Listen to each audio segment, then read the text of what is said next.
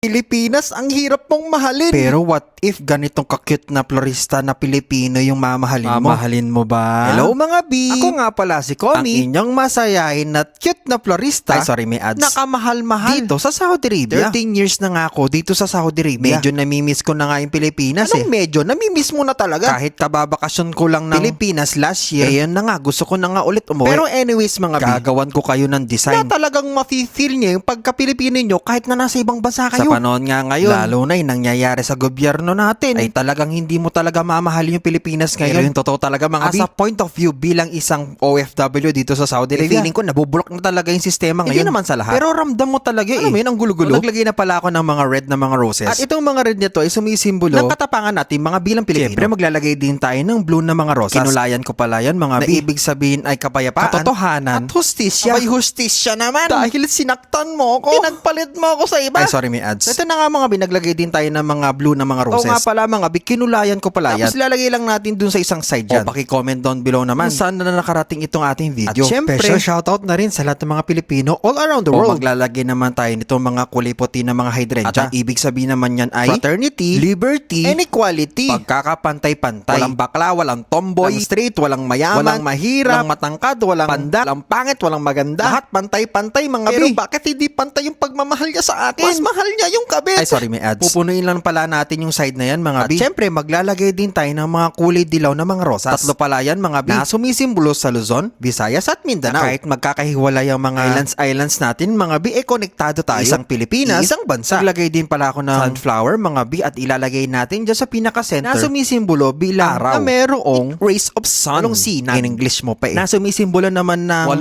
probinsya na nagtanggol, nag-umpisa ng revolusyon sa Pilipinas. Kaya malaya tayo, no? All pinaglalaban. Naglagay din ako ng pambalot. Ang ginawa ko mga B ay inayon ko lang dun sa kulay. So, naglagay pala ako ng kulay puti, kulay red at kulay blue para matakpan yung mga chismis. Maging maayos ang gobyerno natin para makauwi na kami. Siyempre mga B, isa sa mga reason bakit kami nag-abroad kasi kulang yung kinikita natin sa Pilipinas. Dito lang sa ibang bansa natin napupunuan yung pangangailangan natin para sa ating mga mahal natin sa buhay. Pero niya akong kilala mga B, dito niya pinunuan yung ungulila niya sa asawa niya. Ayun, kabit siya ngayon. Ay, sorry, may ads. Siyempre, isprayan na natin para mas maging fresh at mas maging maganda itong ating P128 Philippines Independence Day. O diba? Inspired sa ating watawat. Sa lahat na makakakita nito mga B, maging matapang, maging makabayan. Siyempre, wag nating susukuan yung sarili nating bansa. Kasi tayo din yung magkakapit-bisig, magkakaisa para sa pag-asenso ng ating bansa. O kayo ba mga B, nagustuhan niyo po ba ito? Comment down below. Mag-share na rin para magkaroon ng blessing sa katapusan. Mag-like, mag-follow at mag-subscribe para sa mas marami pang mga bulaklak serya na hatid sa inyo ng one and only na masayang florista dito sa Saudi Arabia. Siyempre mga B, walang iba kundi si Komi. Paano ba yung mga B? Kayang araw ng kalayaan. Palayain mo na kasi yung feelings mo.